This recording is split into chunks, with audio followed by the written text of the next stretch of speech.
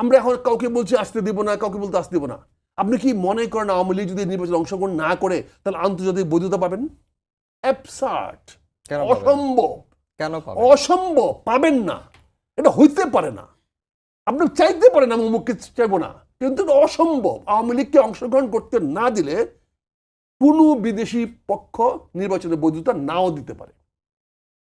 ভারত তো দিবেই না, এবং অনেক রাষ্ট্র দিতে পারে না। ওয়েস্টার্ন ইউরোপিয়ান ভারতের মতামতটা কেন এতটা গুরুত্বপূর্ণ হবে? ওয়েস্টার্ন ভারত একটা দেশ, দেশ তো বটেই। ভারত 2014 সাল 18 সাল 24 সালের ইলেকশনে মেনে নিয়েছে, সবার আগে পূর্ণ দিয়েছে। দিবে না, এটা কনসিডার রাখতে হবে আপনাকে, রেখে আপনি আগাইতে হবে। সে দিবে না, আপনি ওয়েস্টার্ন ইউরোপিয়ান কান্ট্রিগুলো নাও দিতে পারে। কারণ আপনি নির্বাচনে আমার কাছে আমি খুব ভালো লাগতো, আমি যদি বলতে পারতাম হ্যাঁ আওয়ামী লীগ নির্বাচন করবো, যদি অল্টারনেটিভ আমার কাছে থাকতো আমি ফার্স্ট ম্যান বলতাম। অলরেডি কিন্তু জাস্ট আমি একটা জিনিস সংযুক্ত করি, যে আপনি যদি অনুমতি দেন। ইন্টারন্যাশনাল একটা ফোরাম থেকে কিন্তু অলরেডি এই ব্যাপারটা যখন উঠেছিল, তাদের কাছে বলা হয়েছিল যে এটা কি হবে।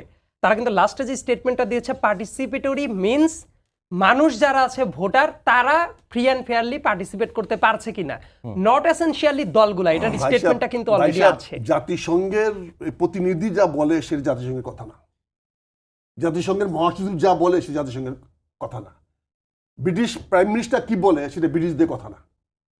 এখানে আরো অনেক মতামত আছে, অনেক না, জাস্ট আমি বললাম ওই পার্সপেক্টিভটা বললাম যে তাদেরই একটা মতামত কিন্তু আছে। হইতে পারে আমার সরকারের সঙ্গে একটা আত্মমিলনের জন্য, আমাদের স্বার্থ উদ্ধার করার জন্য হইতে পারে, কিন্তু প্রশ্নটা হচ্ছে কি আপনি অ্যাকসেপ্টেবল করাবেন কি করে?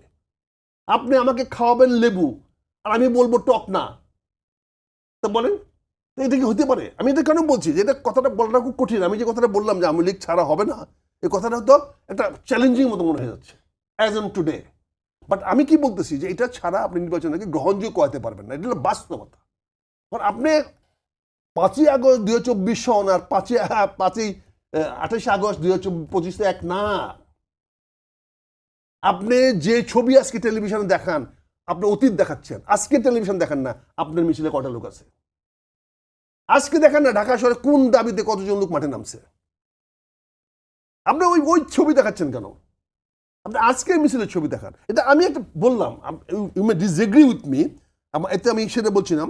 আমি থেকে বললাম যে এটা একটা চ্যালেঞ্জের মধ্যে দাঁড়াবে, এটা আমি চ্যালেঞ্জ হিসেবে মনে করতেছি। এটা যদি ওভারকাম করতে পারেন গুড এনাফ, ইটস ওয়েলকাম, কিন্তু আমি একটা চ্যালেঞ্জ দিচ্ছি। দ্বিতীয়ত বলছি নির্বাচন কমিশনের দুর্বলতা। নির্বাচন কিন্তু এখন পর্যন্ত স্বাধীন আস্থার ঘাটতি রয়েছে। নির্বাচন কমিশন কিন্তু এখন পর্যন্ত কিন্তু আমাদের দেশি বিদেশি আইসা টাকা ঢালতেছে, বলতে টাকা দেবো টাকা দেবো টাকা দেবো, অর্থাৎ একটা ড্রাইভিং সেন্টার হয়ে গেছে, একটা ঘুষ সেন্টার হয়ে গেছে। কারণ ওই কনসালটেন্সিরা কি আপনি প্রতিদিন দেখবেন অমুক অ্যাম্বাসেডার এসে বলছে এই টাকা দেবো ওই টাকা দেবো। আরে ভাই তুমি কি শালা ভিক্ষা করা জায়গা এটা? তারা ওখানে গিয়ে কেন বলবে আমি তোমাকে অর্থ দিব? তারা না আমার কথা না, উন্নয়ন অংশীদার না অন্য অংশীদার। তুমি কে? তোমাকে চাইছি আমি? তোমাকে প্রোগ্রাম দিয়েছি? আমি বলছি তুমি কেন আমাকে, তার মানে তুমি আমাকে এলুড করতেছো, তুমি আমাকে প্ররোচিত করতেছো একটা অপরাধে দিয়ে যাওয়ার জন্য। It is negative. আমি বলছি এটা আর দুইটা চ্যালেঞ্জ, আর তিনটা চ্যালেঞ্জ আসতেছি। সরি এই জন্য লিখে নিয়ে এত বুড়া হয়েছে তো মনে থাকুন সবকিছু, এই নোট নিয়ে আসি আর কি। মানবাধিকার লঙ্ঘন, এই যে আজকে একটু আগে হত্যা কথা বললেন, সাংবাদিকের লাশ পাওয়া গেছে নদীতে, পাওয়া গেছে, তার মানে it doesn't speak a good অবস্থা বলে না। কেন কি বললাম বলে না, আপনি একটু নিরাপদ না করতে বেরিয়ে গিয়ে যে ঘরে ফিরে আসবেন। একজন এত বড় সুইসাইডাল ইস্যু হতে পারে, কারণ তার একটা নোট যেটা হোয়াটএভার হইতে পারে, কিন্তু কথাটা হচ্ছে যে আমাকে তো বুঝাইতে হবে। দুদিন পরে বললাম কেন, কাজে এখানে মানবাধিকার লঙ্ঘন, সহিংসতা, ভয় ভীতি, সংখ্যালঘুদের উপর বাদ দিয়ে দিলাম, কিন্তু আপনি তো একটা মব জাস্টিসের মতো পরিবেশ এখনো চলতেছে। এখনো তো আপনি কথা বলতে পারছেন না। এই যে আমি এত যদি আওয়ামী লীগের কথা বলি আমি ঘরে ফিরে যেতে পারবো কিনা আমি জানি না। মব জাস্টিসের একটা, তাহলে এটা তো নির্বাচনের জন্য সঠিক না। এখন মব জাস্টিস স্থির করে দিলেন ইলেকশনের সময়, তখন কি করবেন আপনি? তারপরে আস্তে আস্তে অর্থনৈতিক চাপ, যেটা আপনি খুব সুন্দর বলেছেন, মূল্যস্ফীতি ও অসন্তোষ যা নির্বাচনের পরিবেশ উত্তপ্ত করবে। যদি আগামী 7 মাসে জিনিসের দাম বাড়ে, তাহলে বলে ইলেকশনটা কোন জায়গায় যাবে?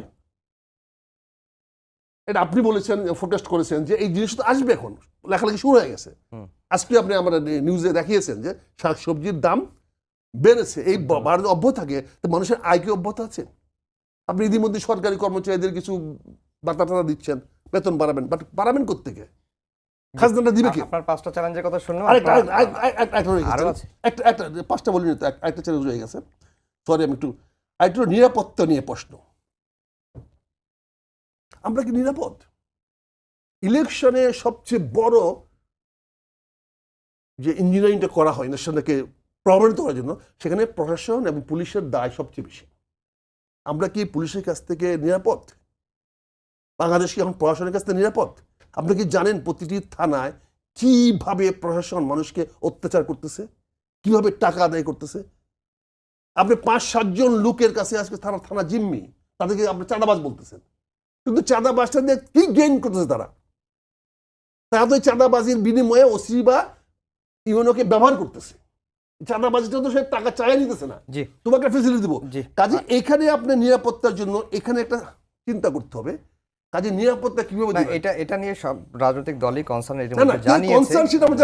না, আমি বলতেছি যে জানিয়েছে, আপনি চ্যালেঞ্জের কথা বলছেন, তো এটা নিয়ে রাজনৈতিক দলগুলো কিন্তু অ্যাকশন হচ্ছে না। কাজে জি। এই অ্যাকশন নিয়ে নির্বাচন যদি কিভাবে হবে?